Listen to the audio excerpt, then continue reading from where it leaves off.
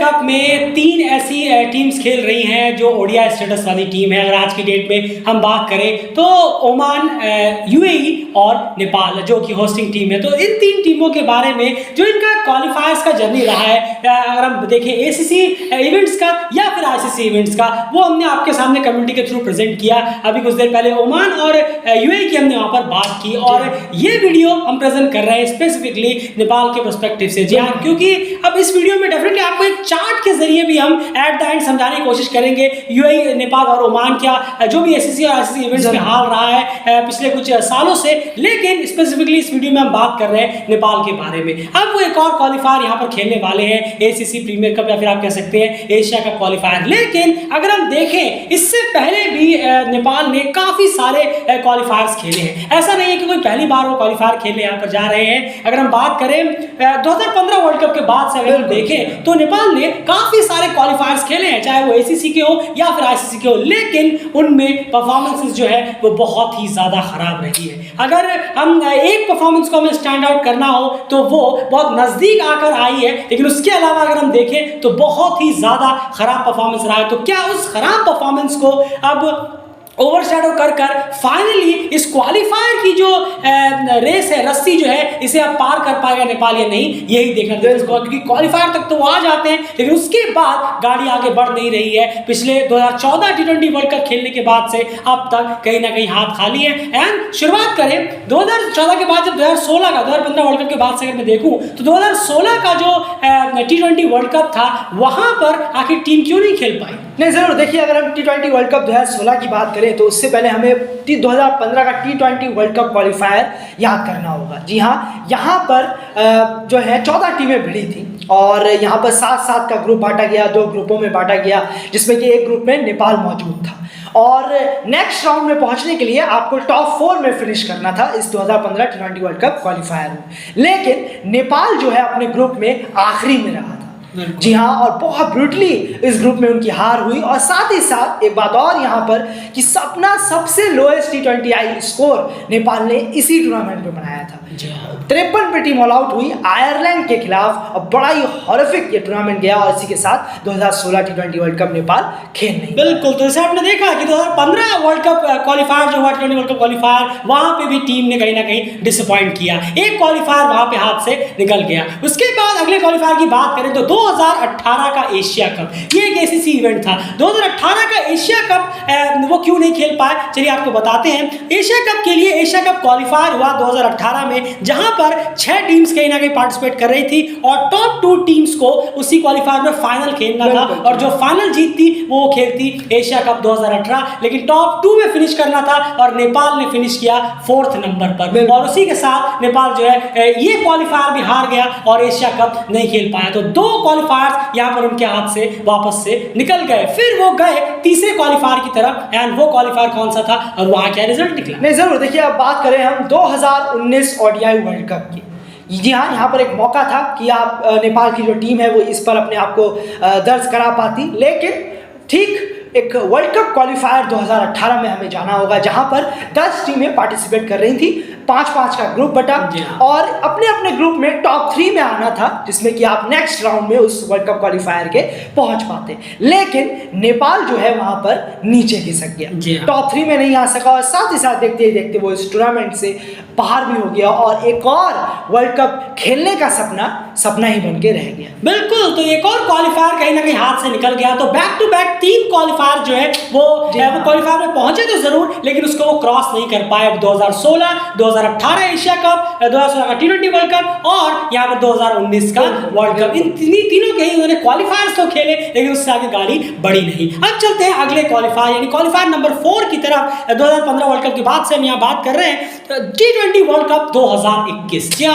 T20 world cup 2021 में आखिर team क्यों नहीं खेल पाई, चलिए आपको बताते हैं। कि उसके लिए भी आपको जाना होगा उसी T20 वर्ल्ड कप के रीजनल फाइनल्स की तरफ। जी हाँ, उसमें T20 वर्ल्ड कप 2021 में जो अलग अलग रीजन्स के फाइनल्स होने थे, उसमें एशिया रीजनल फाइनल्स में वो जो है सिंगापुर के हाथों उनको लास्ट मैच में हार मिली थी। जी हाँ, टूर्नामेंट का वो आखिरी मैच था, एशिया रीजनल फाइनल्स का वो आखिरी मैच था सिंगापुर वर्सेस नेपाल। और उस मैच में जो जीतता वो सीधे सीधा सीधा खेलता ग्लोबल क्वालिफायर 2020 वर्ल्ड कप का, फिर ग्लोबल क्वालिफायर से वो T20 वर्ल्ड कप की क्वालिफाई करते, लेकिन रीजनल फाइनल्स में सिंगापुर ने उस मैच में नेपाल को हराकर खुद वो ग्लोबल क्वालिफायर खेलने पहुंच गया और नेपाल एक और क्वालिफायर खेलकर ही कहीं ना कहीं काम चला पाया। और ये तो और ज्यादा नीचे का क्वालिफायर था क्योंकि ग्लोबल क्वालिफायर तक भी वो नहीं पहुंचे थे, रीजनल फाइनल से ही वो कहीं ना कहीं बाहर हो गए थे और एक और क्वालिफायर ऐसे ही चला गया, लेकिन वो गाड़ी आगे बढ़ी नहीं। 4 क्वालिफायर्स निकल गए। अब बात करते हैं 5वें क्वालिफायर की, वो वहां भी पहुंचे लेकिन वहां भी डिसअपॉइंटमेंट हाथ लगी। नहीं जरूर। और अब बात करें अगर हम जी हाँ एशिया कप, जी हाँ अगले चलिए बात कर लेते हैं। अब अगला जो क्वालिफायर था एसीसी इवेंट में वो था एशिया कप 2022। जी हाँ, अब एशिया कप 2022 में आखिर टीम क्यों नहीं खेली, चलिए आपको बताते हैं। सबसे बड़ी बात, एशिया कप 2022 के लिए एक एशिया कप क्वालिफायर हुआ था 2022 में ही, जहां पर नेपाल नहीं था। जी हाँ, उस एशिया कप की जो मेन क्वालिफायर था उसमें भी नेपाल नहीं था। क्यों नहीं था, उसके लिए आपको और पीछे जाना होगा। हम बात कर रहे हैं उस एशिया कप क्वालिफायर में पहुंचने के लिए भी एक ईस्टर्न और वेस्टर्न रीजन क्वालिफायर हुए थे, जहां पर ईस्टर्न रीजन क्वालिफायर में 5 टीमें वहां पर खेल रही थी। उनमें से टॉप 2 में आना था नेपाल को, ताकि वो अगले राउंड के लिए, ताकि वो मेन एशिया कप क्वालिफायर के लिए खुद को देख सके। लेकिन उन्होंने 4थे नंबर पर फिनिश किया और सिर्फ एक मैच वो जीते थे, वो भी उन्होंने थाईलैंड जैसी टीम को हराया था, जो तब से लेकर अब तक मेंस टीम उनकी बिल्कुल भी नहीं बदली है। वुमेन्स टीम रॉकेट की स्पीड से जरूर गई है, लेकिन थाईलैंड की मेंस टीम का हाल लगभग वैसा ही है। तो सिर्फ एक मैच वो थाईलैंड के खिलाफ जीते थे और वहां पर एक और क्वालिफायर सिर्फ क्वालिफायर ही बन के रह गया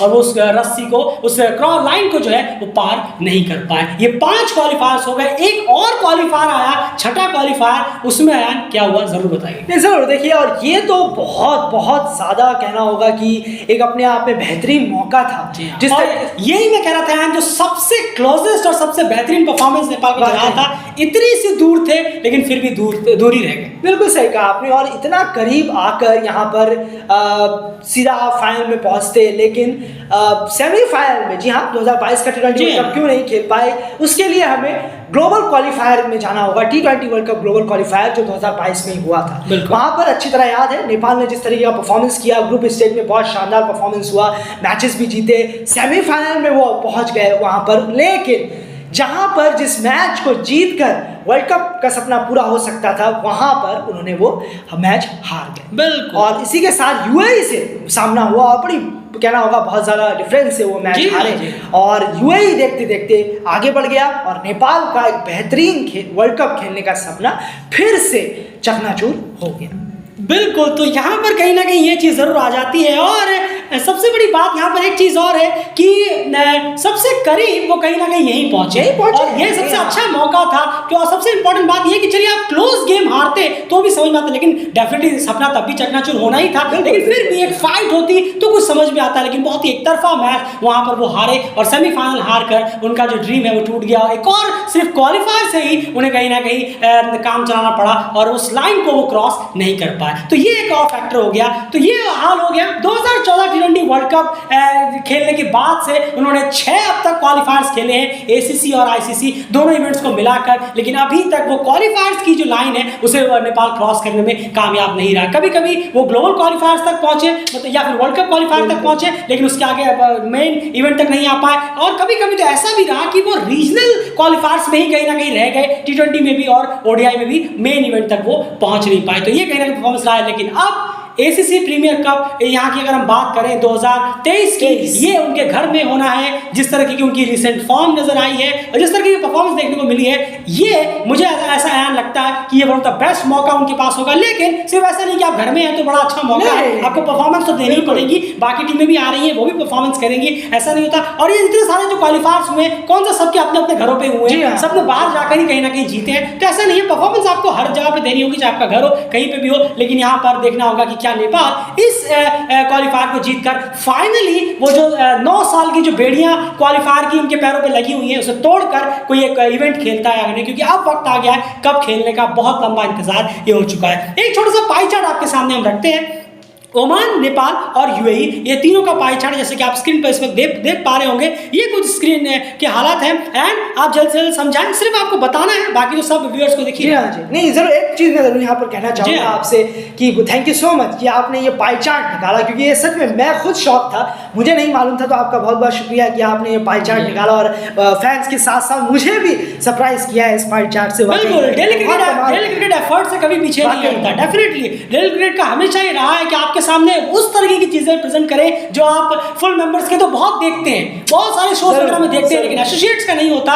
वही कोशिश, छोटी कोशिश है, लेकिन लगातार डेली क्रिकेट आपके सामने प्रेजेंट करेगा। चलिए पाई चार्ट को आप डिस्क्राइब करें। नहीं जरूर, देखिए अगर हम 2015 की वर्ल्ड कप की बात करें कि इन टीमों में किसने आखिरकार कोई अपनी उपस्थिति दर्ज कराई थी या नहीं, अपना नाम, तो यहाँ पर ओमान और नेपाल दोनों ना, बिल्कुल नहीं, दोनों नहीं पहुंच पाए। यूएई ने अपने आप को वहां पर दर्ज कराया था, जो कि बहुत बड़ा अचीवमेंट हुआ था। 2016 का एशिया कप अगर हम देखें तो सिर्फ फिर से सेम ओमान नेपाल दोनों पहुंचने में नाकामयाब रहे और यूएई ने वहां पर एक बेहतरीन अपने आप नाम दर्ज कराया और लगातार एक बहुत बड़े बड़े टूर्नामेंट, एक वर्ल्ड कप और 2016 का एशिया कप में वो अपने आप को देख पाए। बिल्कुल, उसके बाद अगले इवेंट्स की बात करें, 2016 टी20 वर्ल्ड कप जो कि ओमान ने खेला, लेकिन नेपाल और यूएई उसे नहीं खेल पाए। उसके बाद बात करें 2018 का एशिया कप, जहां ये तीनों ही टीमें नहीं खेल पाई क्योंकि ये खेला था हांगकांग ने। 2019 के वर्ल्ड कप की बात करें तो तीनों ही टीमें यहां पर नहीं पार्टिसिपेट कर पाई थी। 2021 टी20 वर्ल्ड कप की बात करें तो ओमान इसे खेलने में कामयाब हुआ, नेपाल और यूएई इसे खेलने में कामयाब नहीं हुआ और इसी के साथ ओमान ने back to back 2 T20 world cups यहां पर खेले थे और कहीं ना कहीं एशियन टीम्स में मेरे ख्याल से वो इकलौती टीम बनी थी जिन्होंने बैक टू बैक 2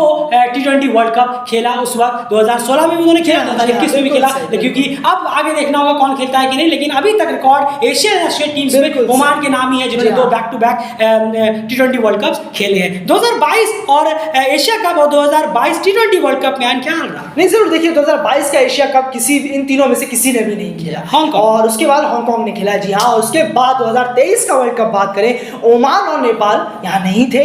यूएई ने बड़े सालों बाद अपने आप को रजिस्टर कराया टी20 वर्ल्ड कप में और एक साथ ही साथ हिस्ट्री भी क्रिएट की, पहली जीत दर्ज कर। बिल्कुल, जीत भी मिली और काफी साल बाद वो वर्ल्ड कप भी खेले। तो ये पाई चार्ट था जो हमने आपके सामने प्रेजेंट किया। इस पाई चार्ट से आप एक क्लियर चीज देख पा रहे हैं और ये पाई चार्ट हमने रखा भी इसीलिए था, ये यहाँ पर क्लियर जरूर है कि एक भी राइट टिक नेपाल के उस बॉक्स में नहीं है। बस यही अब टिक 2023 के एशिया कप क्वालिफायर और एक और क्वालिफायर आ रहा है ओडीआई वर्ल्ड कप क्वालिफायर। क्या इन 2 बॉक्सेस में अब टिक लगाने में कामयाब नेपाल रहेगा या फिर अभी एक और बार हमें क्रॉस साइन से ही काम चलाना पड़ेगा, ये देखना दिलचस्प होगा। लेकिन इस पूरी जर्नी में डेली क्रिकेट आपके साथ लगातार बना हुआ है और हम उम्मीद यही करेंगे कि नेपाल फाइनली कम से कम एक कप जरूर खेले, क्योंकि ये बाकी टीम्स जो है, ओमान रिसेंटली 2021 का टी20 वर्ल्ड कप खेला, यूएई ने अभी 2022 का टी20 वर्ल्ड कप खेला, लेकिन नेपाल लगातार 9 साल से क्वालिफायर की बेड़ियों में जकड़ा हुआ है जो अभी तक पार नहीं कर पाए। डेली क्रिकेट जरूर चाहेगा कि नेपाल फाइनली अपने, लेकिन परफॉर्मेंस के दम पर डेफिनेटली परफॉर्मेंस बेहतर करे